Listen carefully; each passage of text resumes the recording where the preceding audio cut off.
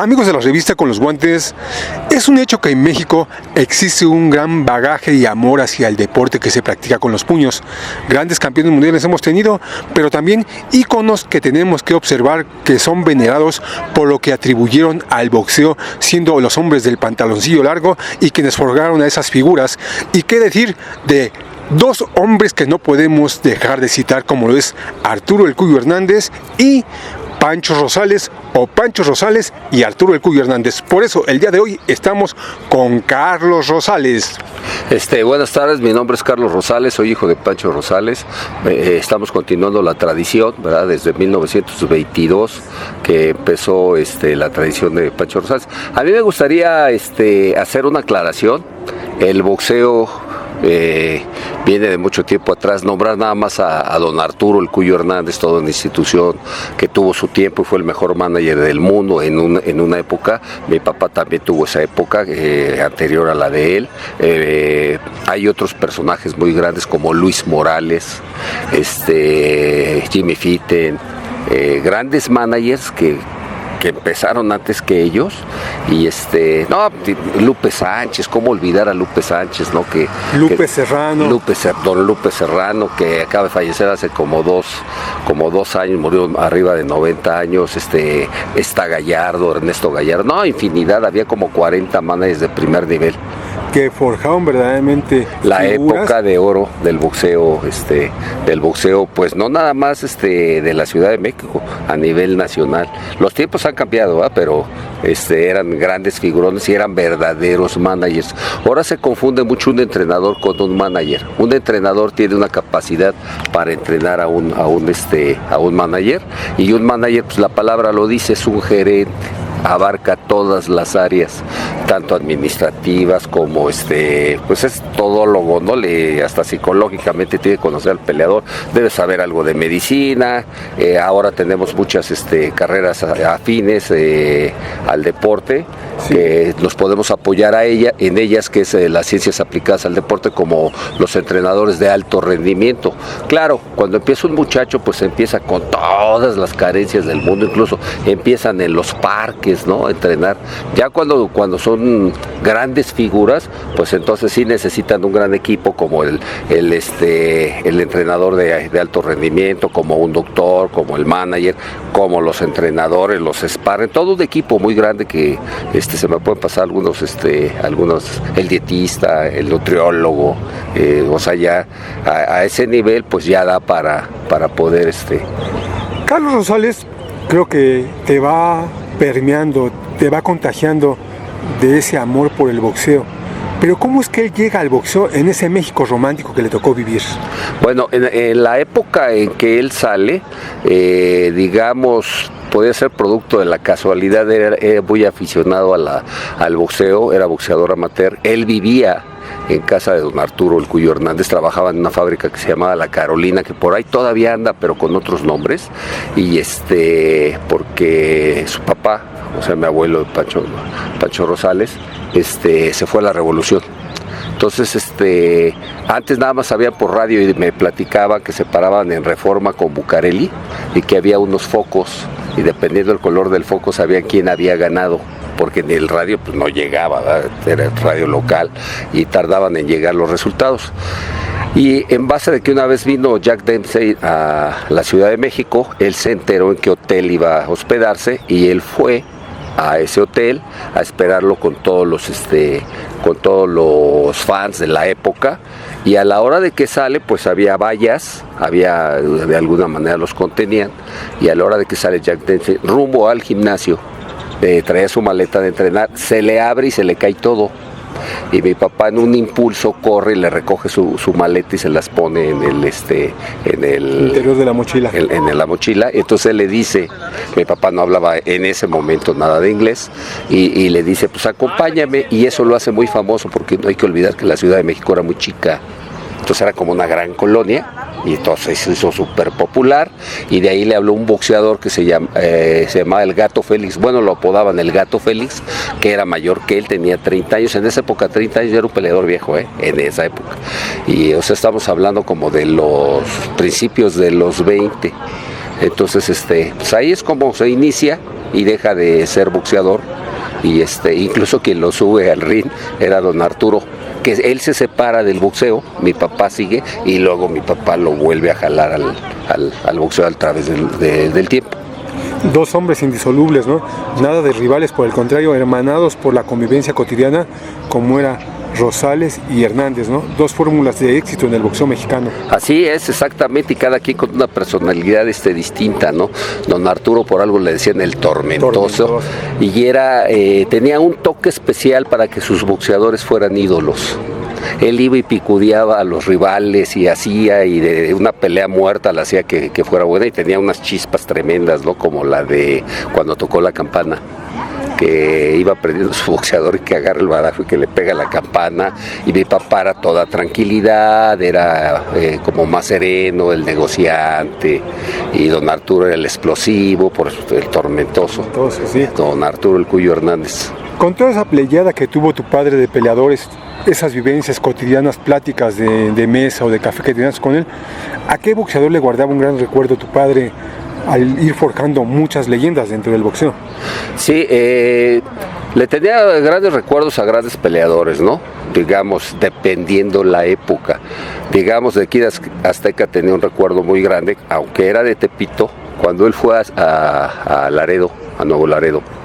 Faltaba un peleador y le dijeron, oye, aquí a la vuelta hay un pantalonero, ya a la hora de la pelea, ya a la hora de la pelea. Claro, estamos hablando de los años, yo creo, finales de los 30, principios de los 40, y le dijeron, aquí hay un cuate que se llama Kid Chino, a la vuelta, y puede, para que no se suspenda la función. Y entonces ya lo convenció de que peleara, que no le iba a pegar su peleador, ya que su peleador era un peleador estrella, y lo fue y lo jaló al pantalonero. Ya a la hora de la pelea, pues sorpresa que se llevó mi papá, porque ganó Kid Chino era Kid Azteca. Sí, así es. Entonces ahí lo convenció y se lo trajo otra vez para México, y ahí empezó su carrera de Kid Azteca.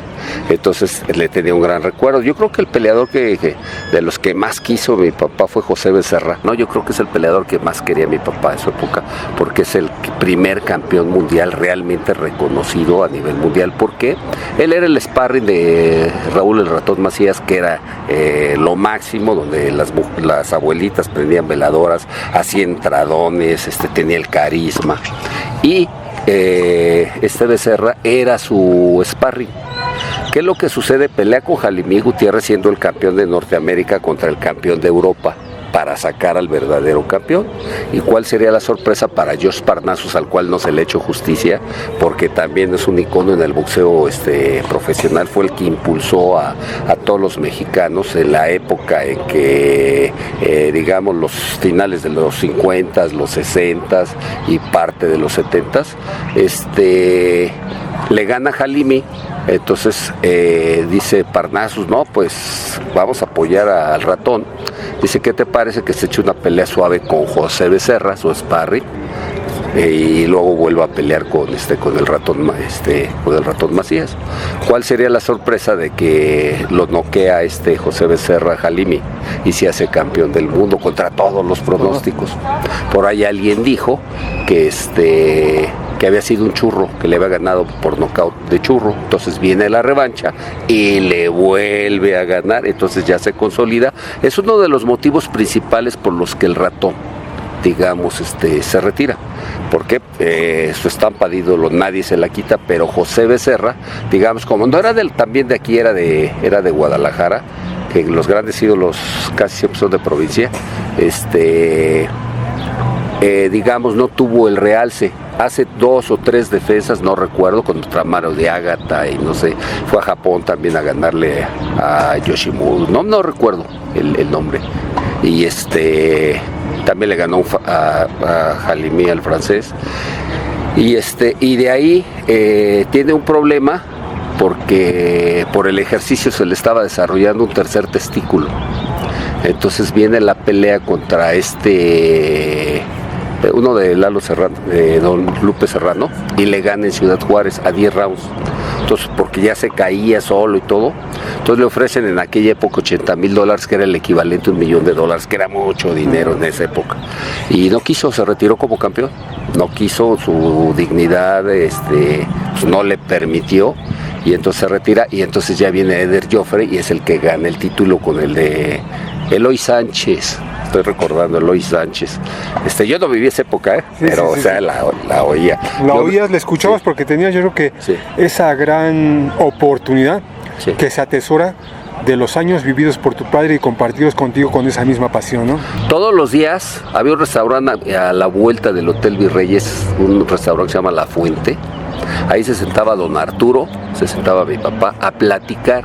Y yo estaba chavito y me chutaba, no, yo sí me aburría, hasta me dormía, ¿no? Y me chutaba todas las historias. En alguna ocasión dijeron que quién era el primer ídolo mexicano, y estaba pues una eminencia que le preguntaba a mi papá, el señor Víctor Cota. Víctor Cota León. Exactamente. Entonces él dijo, creo que el Chango, no sé quién dijo, y le dije, no, el primer ídolo, ahorita me voy a acordar porque también boxeé, dijo, me voy a acordar, se me fue el nombre, no es popular, no es. Y después con el tiempo, a los 3-4 días me habló el señor Cota y me dijo, no, sí tienes razón, era esta persona, a ver si en el transcurso de la entrevista me acuerdo, porque son tantos nombres que maneja uno, pero ese fue el primer ídolo. También haciéndole un poquito de justicia, escuchaba yo de niño que el mejor manager de México, se van a llevar la sorpresa para iniciar un peleador, se llamaba Pepe Hernández, que él era el mejor iniciador. Yo creo que todos tenemos pues, características, facultades, y él era para enseñarlos a caminar, tenía un límite, ¿no? Ya donde llegaban las estrellas, pues ya no podía más, y es por eso ellos decían, nosotros somos como catedráticos de la universidad, porque se les criticaba que muchos peleadores no los iniciaron, muchos sí, y tuvo una cantidad tremenda de campeones, arriba de 50 nacionales, que era el equivalente a mundiales. Incluso yo escuchaba que, por ejemplo, mi papá peleó con López Mateos, que fue presidente de la República. No hay que olvidar que era una ciudad muy pequeña. Decía mi papá, no puedo creer que éramos 60,000 habitantes en tal año, y ahora en 1960 somos 6 millones. ¿A dónde vamos a parar? Entonces todo va cambiando, ¿no? Pues, como tuvo esa oportunidad de pelear con él peleó por parte de la universidad, y mi papá pues de la calle, ¿no? O sea, pelearon y le ganó, lo mandó llamar, y en las pláticas le dijo, oye Pancho, ¿por qué pues tenemos tan buenos peleadores como Kid Azteca? Ya le ganó al 10, al 9, al 8, al 7, al 6, al 5, al 4, al 3, al 2, y no fue campeón del mundo, y tenemos infinidad de peleadores. Dijo, bueno, lo que pasa es que hay un monopolio y lo dominan los americanos, por eso no hay no tenemos campeones. Ahí nace la idea de hacer el Consejo Mundial, y le llaman al mejor presidente de toda la historia en el boxeo, que es don Luis Espota Saavedra. Incluso en esa época, esa comisión de box marcaba la pauta a nivel mundial. De aquí salió la cuenta de protección de 8 segundos y de vete a la esquina neutral. Si no, no le empiezo a contar. Así de fácil. Porque antes tenías al peleador atrás, se levantaba a los 3 segundos, se quitaba el referee y al otro lo tenías aquí encima. Y a golpearlo. Exactamente, nacieron muchas cosas como el Consejo Mundial. Que el Consejo Mundial, a través del tiempo, pues se desvirtuó, es una asociación civil que hace muy bien su trabajo económico. O sea, van sobre la lana. Y está bien, porque son una AC, está bien. ¿Qué es lo que pasa? Pues tenemos ya ahí con una familia, vamos a cumplir casi 50 años, desde el 76 para acá, que ellos han hecho bien su trabajo y ese tipo de cosas, pero sí ha afectado bastante al boxeo. Yo escucho que mucha gente repite que somos una gran potencia a nivel mundial en boxeo, y que hemos ganado muchas medallas de oro y de plata, o sea, muchas medallas en las Olimpiadas. Yo les pregunto, ¿hace cuánto que no ganamos una medalla? Eso era antes. ¿Y quién proporcionaba esos peleadores? Bueno, había muy buenos torneos, que era el torneo de distrito, el torneo Copa México, el torneo de los barrios, el de ovaciones, el de no, había infinidad, y de ahí se iban canalizando al campeonato nacional, en amateur, estamos hablando de amateur, y del campeonato nacional, pues ya entraban los campeones al Comité Olímpico y había un proceso, pero casi todos esos peleadores los aportaban los managers profesionales, que en la capital había nada más 40, que eran managers, entrenadores había mucho. Te digo, todo ha cambiado mucho, pero enormidades, ¿no? Y dentro del ámbito profesional, pues también había como una mayor valoración hacia los cinturones, ¿no? No había tantos campeones de esto, campeón del otro, campeón, subcampeón, sino que era un cinturón y el campeón se enfrentaba contra los mejores 10, ¿no? Y había una vez al año la obligación de enfrentarte contra el clasificado número 1. Que hoy realmente es lo que se ha desvirtuado porque se ha caído en una situación de mercadotecnia que no está mal porque al final del día es un negocio, pero también que ha ido perdiendo ese perfil que tenía el deporte de competitividad y de mejor espectáculo por la capacidad de los contendientes. Sí, de los campeonatos que me hablas son los campeonatos nacionales. Los campeonatos nacionales tenías un retador cada 6 meses, y veías los 10 y estaba en chino escoger a uno. Me voy a acordar más o menos de los 70. Fíjate de qué época vamos a hablar, y ahorita nosotros somos gente de boxeo y vamos a hablar de esta época. Te voy a hablar más o menos en el 70 de la división de los gallos. Rubén Olivares, Rafael Herrera, Rogelio Lara, Rodolfo Martínez, Romeo Anaya, bueno, había infinidad. Germán Bastidas, que era de los... fue el único que le empató a Olivares. Julio Guerrero, casi todos tenían R. Raúl Cruz. Entonces, bueno, somos gente de boxeo, les quiero preguntar, ¿me pueden decir las clasificaciones actuales de peso gallo? Nosotros recordamos, ha habido un detalle, antes un campeón del mundo era un verdadero campeón del mundo, es el que le ganaba a todos. ¿Qué le decías a un peleador? Oye, vas a pelear con el 9, no, écheme al 1, écheme al 2, está tan duro como el 9. Y cobraban un dineral esas peleas de clasificados nacionales. Con el tiempo se fue desvirtuando. ¿Por qué? Porque empezaron los títulos de cartón. Sin ninguna la comercialización. Aparentemente, entre comillas, hay más dinero, pero se pierde mucha calidad. Ahorita hay campeón absolutos, supercampeón, campeón emérito, campeón diamante, campeón, no, por cierto que nos acaba de pasar, pues somos gente de box, no tuvimos nada que ver, ¿verdad? Lo que le pasó a Moy, ¿no? Y a todos esos peleadores como el Fantasma, en desgracia el mismo Daniel Aguillón, que disputaron títulos al vapor. Los agarraron a última hora y antes todos los boxeadores tenían seguro social. Es una de las grandes prestaciones que se perdieron. La Coliseo hacía box continuamente. ¿Por qué ya no se hace? Pues porque la comisión de box desde que cambió de regente a jefe de gobierno quedó en un limbo jurídico. Que eso es algo muy importante, ¿no? Creo que es lo que se debe de evaluar, el que a veces no leen las letras pequeñas o en el boxeo se ha caído en el desconocimiento, ¿no? Porque al no conocer, pues no haces valer derechos y eso es algo muy importante de lo que estás hablando, es un aspecto jurídico y legal. Así es increíble que, por ejemplo, podríamos hablar de la época de oro de Luis Espota, donde durante 50 años no hubo un accidente fatal. Y todos los boxeadores, como el mismo Agustín Palacios, que es hijo de Agustín Palacios, tuvo una lesión en un ojo y es presidente de la Unión de Managers, por cierto, de la Unión de Managers que mi papá fundó.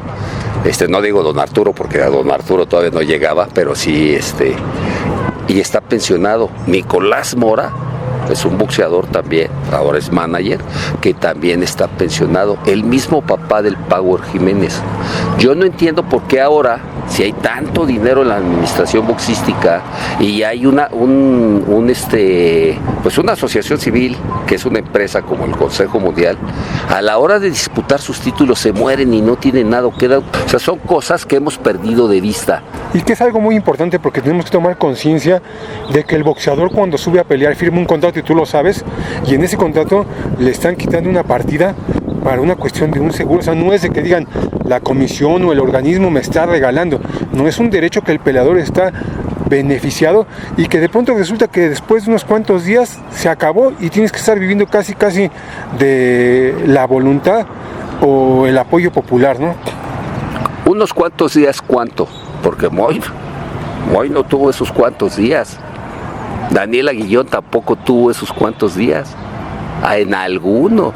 Incluso ha habido muertos en los gimnasios y digamos, no para buscar culpables, pero sí para hacer protocolos y para enseñar a la gente. Antes el doctor Ramírez era famoso, ¿verdad? Porque por la forma como curaba las cortadas y digamos en aquella época sus entrenamientos pues andaban arriba del término, daba clínicas, nos enseñaban a vendar, tenías que pasar capacitaciones y ahora no, ahora digamos, aquí hay un gran problema. Toda la gente que piensa que boxeó piensa que eso le da el pase automático a ser un buen manager.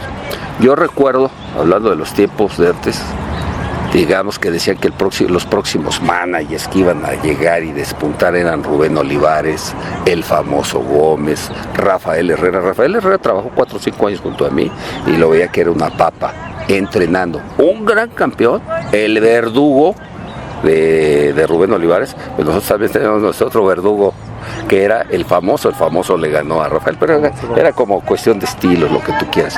Pero sí, digamos, sería muy bueno que con tantos avances en la ciencia nos capacitaran a todos los entrenadores, porque somos empíricos totalmente. En ese entorno, en determinado momento, Carlos, ¿tu padre qué te dijo ya en sus últimas etapas? Porque tu padre te pasó la estafeta, ¿y qué te dijo del boxeo? Bueno, mi papá me dijo algo muy cierto y antes de decírmelo, pues lo escuchaba, ¿no? Hablando de don Arturo, que era su carnal, así era su hermano. Le dice, Arturo, la política es muy sucia, solo conozco algo más sucio que la política, el boxeo. O sea, el boxeo desde el punto de vista de entre los managers, sí, la política entre ellos. Afuera del ring. Sí, la traición está, pues por el nivel de preparación de la mayoría de los entrenados. ¿Tú crees que sería malo que en la actualidad, que es por lo que está luchando mucho el grupo que yo pertenezco, yo no soy la cabeza, pero soy parte de la mesa directiva, que luchamos porque los entrenadores, no hay que olvidar que las leyes no son retroactivas, para que no se espanten muchos compañeros, que por lo menos trajeran secundaria. ¿Cómo interpretan un contrato? No saben qué es un contrato. Antes, yo tenía un campeón del mundo, era mi segundo campeón del mundo, Miguel Ángel González, y tenía licencia de entrenador y no podía sacar de manager. Primero por respeto a mi papá, ¿no? Que él era el manager, ¿no? Y en segunda porque tenía que tener cierto número de peleadores, tenía que tener el aval de algo, que lo dice el reglamento. Lo que pasa que el reglamento que tenemos, que aunque tiene unos remiendos en el 94, 96, pues es el mismo de 1946 y ya no funciona. Antes te pagaban los comisionados, si tu pelea fue honrada y lo que tú quieras, llegaba el comisionado y te pagaba. Aquí no, ahora te paga el promotor. Y el promotor te pone un contrato, no estoy hablando de un promotor, es en general, te paga el promotor y estás sin seguro social. Y qué otra cosa, es que te paga al último siquiera, como se le antoja, te agarra al último. No hay que perder de vista que el deporte del boxeo es un deporte espectáculo. Y la comisión de box debe volver, es por lo que estamos luchando, debe de volver a ser la máxima autoridad dentro del boxeo, la que lo regule, es la máxima representante del gobierno en cuestión boxística. Eso es lo que peleamos, no peleamos un cambio por uno por el otro. ¿Por qué? Porque el boxeo, el boxeador y la gran industria que desarrollan la tienen totalmente olvidada. Por eso no le metes, dime, funciones de box en la Ciudad de México. Vienen ocasionalmente, vienen las empresas fuertes que traen los apoyos o de Televisa o el apoyo de TV Azteca, que ahora Televisa como que ya flaqueó bastante, y de vez en cuando alguna empresa americana que tiene que ver, tiene vínculos con televisoras o tiene que transmitirle a un público latino. Por eso los traen aquí, porque ahora las visas de Donald Trump para acá están en chino. Por eso hay box esporádico, pero traen su cartelera completa. El boxeador capitalino está olvidado, totalmente abandonado, y toda la industria. ¿Qué industria? Desde que cuida los coches en la arena. Tenemos una arena Coliseo en este momento que si vamos ahí tiene el ring. y ahí están las butacas. ¿Por qué no hacen boxeo? Porque no es rentable. Entonces, estamos hablando de la Arena Coliseo, este lugar de gran tradición, donde se escribieron grandes historias, tradición de grandes peleadores, y donde tu padre, así como su carnal, fueron testimonio de grandes noches, ¿sí? Pancho Rosales y Arturo El Cuyo Hernández, o Arturo El Cuyo Hernández y Pancho Rosales en ese embudo de Perú 77. Algo que quieras redondear a este diálogo que hemos tenido como un tributo a estos dos grandes hombres del boxeo y de la tradición boxística en México. Bueno, la Arena Coliseo, pues hay varias anécdotas. Uno que me salta ahorita a la memoria fue cuando los Luterot cada año agarraban a la unión de managers. Yo creo que estamos hablando como de los 40, un rollo así. Yo lo escuchaba, o sea, cuando me soplaba las pláticas de todos los managers y todo, que hicieron una vaca, compraban para la Navidad o el Año Nuevo toda una serie, y mi papá en esa época era el presidente de la unión de managers y le tocaba a cada manager ir a darle su parte, ¿no? Que casi la mayoría de las series se las quedaba a los Luterot. Entonces viene la rifa y le pegan al gordo. Con ese dinero se hizo la Arena México. Arena México, ciertamente, porque la vieja Arena México es lo que hoy actualmente es el estacionamiento. Exactamente, y la anécdota es de que mi papá no se da cuenta, está en la fiesta y ese tipo de cosas, y llega el señor Lutero por él y le dice: Pancho, échame lo que no vendiste. Y le dice: no, pues se lo dejé al velador de la Arena Coliseo. Van a buscar al velador de la Arena Coliseo, y el velador de la Coliseo estaba en su pueblo. O sea, y ahí van, dice que lo agarraron como el tigre de Santa Julia. Iba toda una caravana de coches a buscarlo y ya lo agarraron, y el señor ni se había dado cuenta, y le pegaron al gordo. Claro, la mayoría de los boletos eran de ahí. De ahí mi papá se compró su primera casa, de ese boleto de que le pegó como les digo, era una ciudad más pequeña, ese tipo de cosas. Hay varias anécdotas. Hay uno muy triste que es cuando ve lo que me cambia la vida también, porque yo era boxeador, yo peleaba en contra de mi papá, me cambié el nombre, Vikingo Márquez, y llegó las instrucciones. En un determinado momento llegaban a la esquina, llegaba el tío Jiménez, que en paz descanse, y me decía: ¿qué dice tu papá? ¿Qué carro quieres para que ya no sigas? Porque ya traía los ojos de cotorra, y yo dije: no, pues cómo voy a quedarme aquí en el banco, que era una humillación. Bueno, cuando mataron al tío Jiménez, en la pelea del Cuyito Hernández contra Jaime el Conejo Casas. Quiero compartirte, estamos hablando de gente de boxeo, que yo, siendo un niño de 9 a 12 años, yo estuve ahí presente.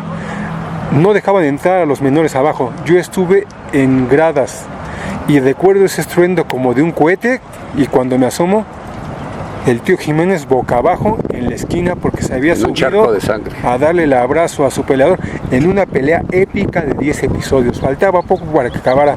A mí me llenaba la pupila y me encantaba ver pelear a Arturo El Cuyito Hernández de Guadalajara. Así es. Jaime el Conejo Casas, un peleador muy pundonoroso que después de esa pelea se retiró, pero me tocó ser testigo de ese momento que tú citas y que en diferentes circunstancias lo hemos vivido. Entonces, sí, continuabas, que te cambió la vida. Sí, él se retira y pues yo peleaba en el respaldo en Houston con Rubén Olivares, en el respaldo de las peleas de abajo. Él peleaba con el Pajarito Márquez, que sí peleó. Y yo le dije a mi papá: no, pues mira, dame Empecé a ver que pues mi papá ya estaba grande, en ese momento casi no tenía peleadores. Don Arturo le regaló a Enrique Hernández, su hijo, también adoptivo, y eso que don Arturo tenía muchos hijos, tenía hasta para aventar, era el galán. Pero bueno, le regalaba 10 peleadores estrella y no le hacía mella a su equipo. Entonces yo me daba tristeza. A mí no me gustaba ser entrenador, por el ego, lo que tú quieras. Me gustaba ser pues, boxeador. Le dije: bueno, yo te voy a ayudar en la mañana y entreno en la tarde. Nada más que resulta que en la tarde me llegó Memo Flores, que fue uno de los primeros peleadores con los que aprendí, porque sí aprendí. El Monstruo Castro, mi primer campeón nacional, el Quillo Hernández, y poquito después Miguel Ángel González. La muerte del tío fue en el 83, Miguel Ángel me llega por el temblor 1985, porque se caen los multifamiliares Juárez, abajo estaba el gimnasio y él iba a jugar luchitas, pero agarró Rocha, el que fue olímpico, y lo estaba entrenando y le dijo, no, pues vete con Pancho Rosales porque aquí ya se acabó, había una crisis tremenda, y se fue al Granada. Entonces ahí yo lo empecé a entrenar y me empecé a dar cuenta, ¿no?, de que tenía unas facultades extraordinarias, porque sí tenía unas facultades extraordinarias. Es muy importante, puede ser el mejor manager del mundo, el que puede transmitir mejor, pero pues, a un árbol no lo vas a hacer boxear nunca, ¿no? Y entonces ahí eso, y cuando se conjunta un buen manager, sobre todo el boxeador que tiene los atributos para ser boxeador, pues es ahora sí que haces una buena mancuerna y llegan al éxito. Que ese es el recuerdo de la Coliseo. La Coliseo pues llegaba a ser, se le llamó la Catedral Mundial del Boxeo, y llegaba a ser más box que Las Vegas. Tú llegabas a la Coliseo, por eso es importante lo de la reglamentación, y tú traías un campeón nacional amateur o traías un campeón de guantes de oro, que ser campeón de guantes de oro estaba en chino. Estamos hablando del amateur de aquella época, ¿eh? Bueno, y lo ibas a debutar, y lo primero que te decía el promotor, a ver, ¿cómo se llama tu peleador? Pues Julio César Chávez, para que se den una idea más o menos. Va a debutar a 4. Es aspirante, no debutaba. Primero eran aspirantes y luego pasaban a debutantes. Es aspirante. ¿Contra quién va? Pues contra Golovkin. Hombre, ¿cómo crees? Si aquel es campeonazo de amateur, no. Aquí nosotros lo que nos interesa es la entrada a la taquilla. Desarrollamos peleadores, pero si pierdes no te preocupes, en la siguiente, y da una buena pelea en la siguiente. Iban detrás de la taquilla, de jalar público, no había administración. Por eso llegabas tú y veías el programa. La pelea de 4 echaba lumbre, la pelea de 6 echaba lumbre, la de 8 igual, la de 10. Llegar a estrella de miércoles, ahora imagínate estrella de sábado. Que cerrando esta plática podemos conjuntar eso, ¿no?, que tú dices, el estelarista de miércoles a lo más que aspiraba de inicio a ser semifinalista de sábado. Así era la situación. Y tenía que dar buenas peleas. Fíjate, se veía un caso también, pues yo desde chavo, desde que tengo uso de razón, he estado en los gimnasios. Veías pasar un peso completo, que no había, que para ver en esa época también te digo, son otros tiempos, vamos creciendo. Vamos a suponer un peso welter. Lo veías pasar y lo veías con una estrella en la bota. Y venía un Mosquita con 3 estrellas. ¿Sabes qué eran 3 estrellas? Que era estrella de sábado. Era como si fuera militar. Le ponían aquí la marca, 3 estrellas, 2 en el calzón. 3 estrellas, 2 estrellas, 1 estrella. 1 estrella, estrella de miércoles. 2 estrellas, semifinalista de sábado. Y 3 estrellas. No, pasaba uno con 3 estrellas y hasta ahora sí que le decías así, ¿no? Pues esta es la gran parte de lo que hemos hablado. Siempre un placer hablar contigo, Carlos, y sé que, pues, habiendo tenido esta plática donde rendimos tributo a 2 íconos del boxeo, 2 hombres que forjaron grandes campeones, tendremos más por compartir. Estamos en la revista Con los Guantes.